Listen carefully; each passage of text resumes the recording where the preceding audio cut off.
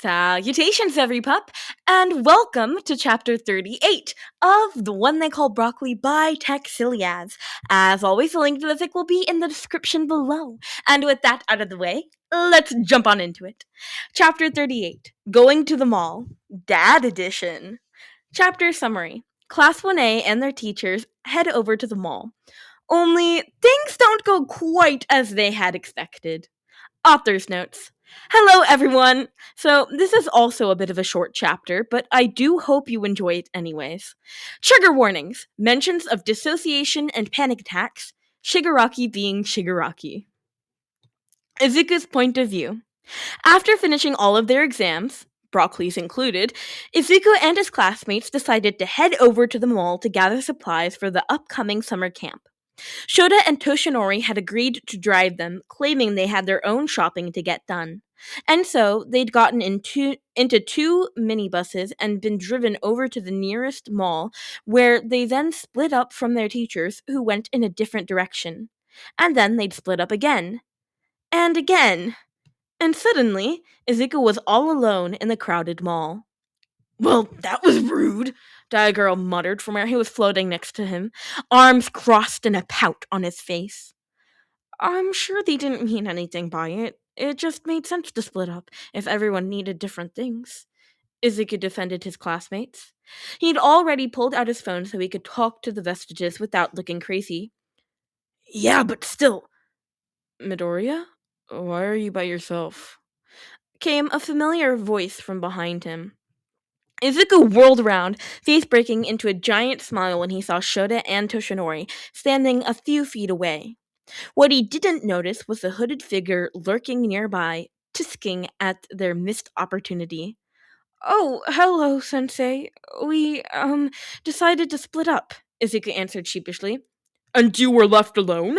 Toshinori asked, with a worried frown on his face.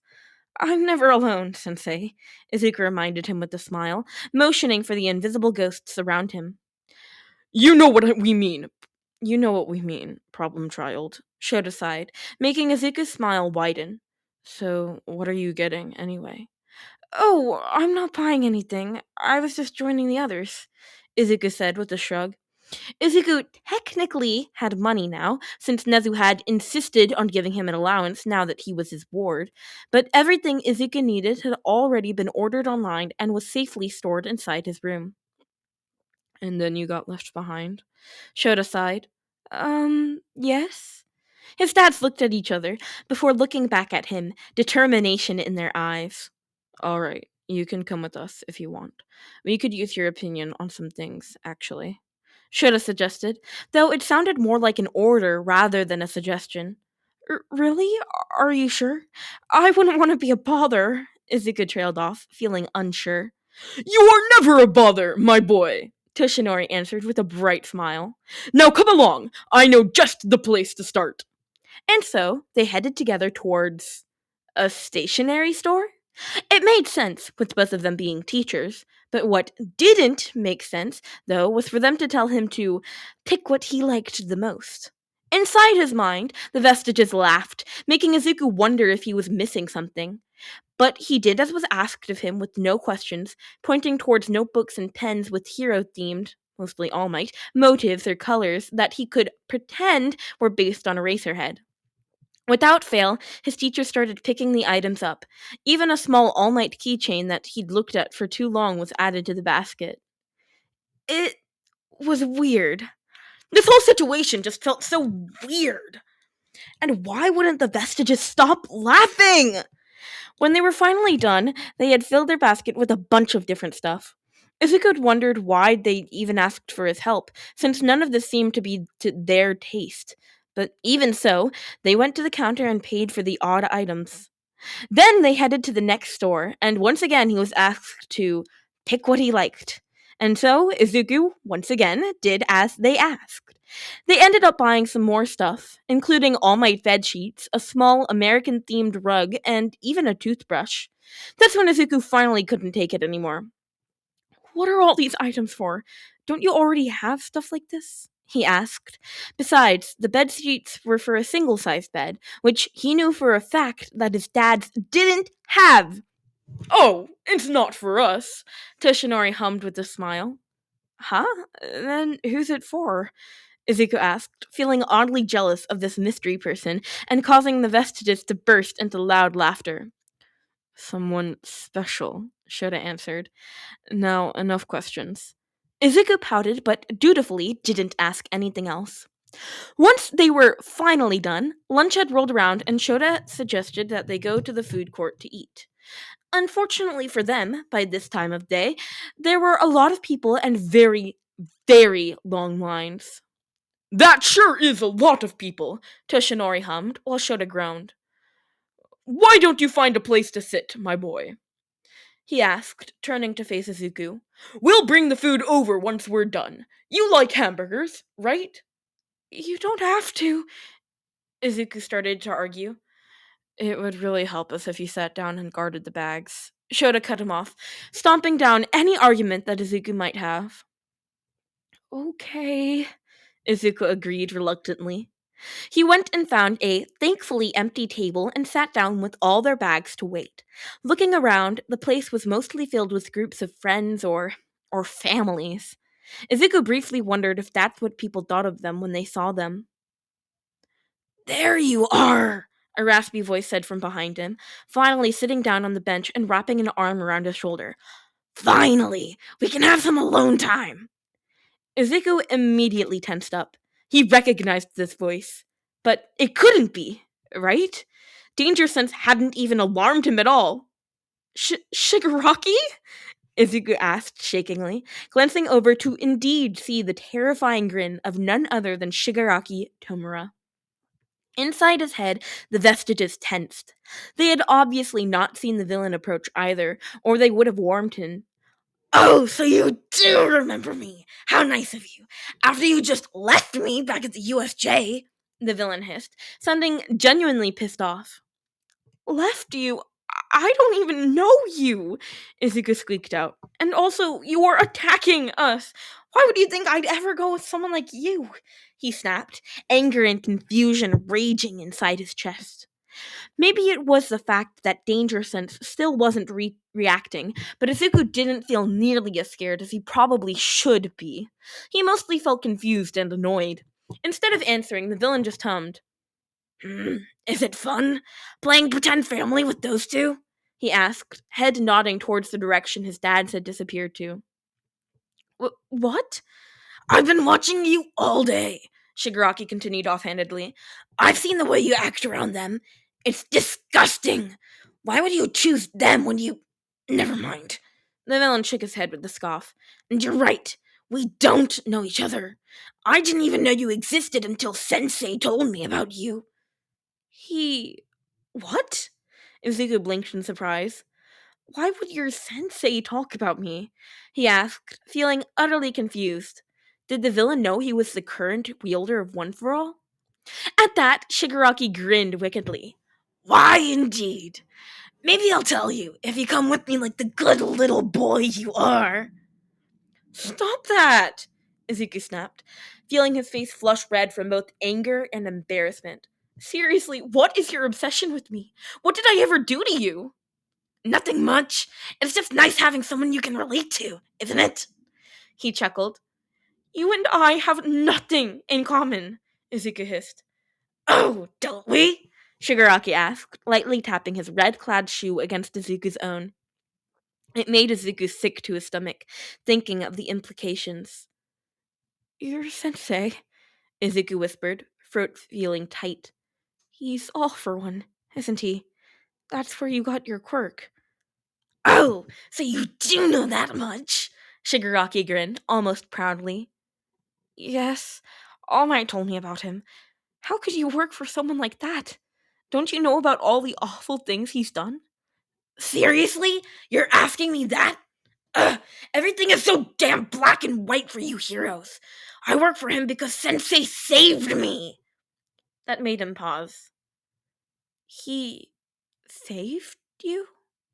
Yes, he saved me when no one else would, he said, sounding awfully fond and almost nostalgic.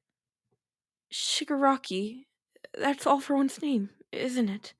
Izuku asked carefully. Is he... I mean, is he your father? Is he making you do all this? That had Shigaraki bark out a laugh. My dad? That's what you got from out of that? No, he's not my fucking dad. He's my sensei. He's my hero. I'm sure you can relate, considering the way you cling to those two frauds. Frauds? Izuku repeated, feeling offended on his dad's behalf. But before he could continue, Shigaraki cut him off. Anyway, I didn't come here just to chit-chat. I actually wanted to speak with you about something, Shigaraki said, his hand moving from Izuku's shoulder and towards his face, and towards his neck. You're the one who defeated that shit-faced Thane, aren't you? Shigaraki hissed, fingers tightening just a little. Izuku would probably be intimidated if it weren't for the fact that Danger Sense still wasn't warning him of any danger. Despite being clearly angry, the villain still had no intention of harming him. Yet. The hand around his neck felt very constricting, though, and Izuku swallowed nervously. Yeah, I did. So what? So it was you who defeated him, Shigaraki hissed. He lost to a goddamn teenager. So then, why the hell is he the one getting all the attention and praise? Huh? I mean, just look around. There's even merch of him, Shigaraki groaned, gesturing with his free hand to the mall around them. And, sure enough, Izuku could see some kids running around wearing stain masks, which was a bit worrisome. Are you jealous? Izuku asked carefully, studying the other man's face. No, I just want what he has! Shigaraki snapped with a snarl. That's literally what it means to be jealous, Izuku pointed out, only for a spark of danger sense to flash through his head and making him tense. Right, I probably shouldn't make him angry. Shigaraki had acted so weirdly calm that Izuku sort of forgot how he was a literal villain that was one finger away from turning him into dust. Shut up! Shigaraki hissed, tightening his grip around his neck warningly. I'm not fucking jealous! I just don't understand! What does he have that I don't? Why do people still talk about him weeks after his defeat while my league is being overlooked? And, oh, now that one was easy. What's your agenda? Izuku asked. My what? Shigaraki answered, clearly taken aback by the question. You know, like, your goal, your purpose, Izuku continued. Stain wanted to change the Hero Society for the better, and even though he did it in a very bad way, his message was still clear and easy to understand. But no one really knows what you guys want, you know? There was a long pause, where the villain seemed to seriously consider what should be an easy question, before Shigaraki eventually answered in a quiet voice. I never thought about that. See? That's the issue right there. So what is it? Why are you doing all this? Izuku continued to press, genuinely curious. Shigaraki looked thoughtful for a moment before smiling widely. I want to destroy this cursed society! Izuku blinked in surprise. He wasn't sure what he had been expecting, but he had sort of hoped it would have been something other than that. That's, okay, it's good that you have a goal, I guess. But maybe think about the why? Izuku laughed nervously. It doesn't matter why! Shigaraki hissed, sounding offended. It really, really does. No, it... Midoriya? They both turned around to find Shota and Toshinori standing a few tables away. They were both holding trays of food, with Shota balancing his in one hand and reaching for his capture weapon with the other. Get your hands away from him right now, Shota all but growled, eyes flashing a bright red as he glared at Shigaraki. Whoops! Looks like that's our key to leave, Shigaraki said with a shrug, before hitting a button on his phone, which caused a portal to open up right next to them. Around them, people screamed out in surprise, and Izuku barely had time to react before Shigaraki leaped into the portal and tried to pull him in with him to God knows where. Thankfully, Shota was fast enough, and the next thing he knew, he was being yanked back by his capture weapon and landed right into Shota's protective arms. They heard a yell of frustration before the portal closed. For a moment, all was quiet before the grip around Izuku grew impossibly tighter and he heard Shota scream at Toshinori to call the police. The next hour or so was a blur for Izuku. He knew he had been standing there, staring at the spot the portal had been in. Panic had overtaken him as he realized he'd almost been taken away. Again. He didn't react to anything around him, but he knew he was being led away, presumably by Shota and Toshinori, who were speaking to him the whole time and kept checking him for any injuries. When he finally got back to himself, they were at a police station. Sukauchi was there with them, as were Toshinori, and Izuku did his best to recount the events. I don't understand him, Izuku eventually cried out, fingers raking through his hair. He's a villain. He hurts people, but Danger Sense didn't even react to him at all. It's just, I don't get why. So you don't think he had any intention of harming you? Yes? I mean, no? I don't know. My quirk only seems to react whenever he gets angry and, like, he can't control himself. Other than that, it never reacts. That is certainly strange, Sugauchi agreed. Beside them, Toshinori watched on in silent worry. So did the Vestiges, who were talking quietly amongst themselves. After Izuku answered all of their questions, he was free to head back to UA with Toshinori. Shota wasn't with them, since he had to get back earlier and make sure their students made it back to the dorm safely. As soon as they arrived, Izuku was swarmed by his classmates, who had heard what had happened and were all worried about him. I'm fine, just tired, Izuku answered shakingly. He just wanted to head to his room and change back into broccoli so he could cuddle with his dads and forget about today. They all let him retire to his room, and as soon as he closed the door behind him, he leaned against it with a sigh. He then took a step forward, only to trip and fall on a bunch of bags that laid on his floor. Shit, are you okay, kiddo? Nana asked, hissing in sympathy at his fall. Yeah, just what is all this? Izuku asked, opening one of the bags, only to freeze when he recognized the items inside. It was the items his dad had bought at the mall. What? Well, they did say it was for someone special, Yoichi said gently, which caused the floodgates to open as Izuku started to cry. The Vestiges hugged him and would probably be worried if they couldn't feel that these were happy tears. Well, kind of happy tears, mixed with thank God I didn't get kidnapped by a villain today tears. They comforted him as he cried, and once he was done, he sniffled and sent a thank you text to his dads, along with several hearts and crying emojis. He decided he could pack everything up and decorate tomorrow. For now, he just wanted to be with his family. And so, Broccoli rushed over to his dad's apartment and proceeded to cling to them for the rest of the evening.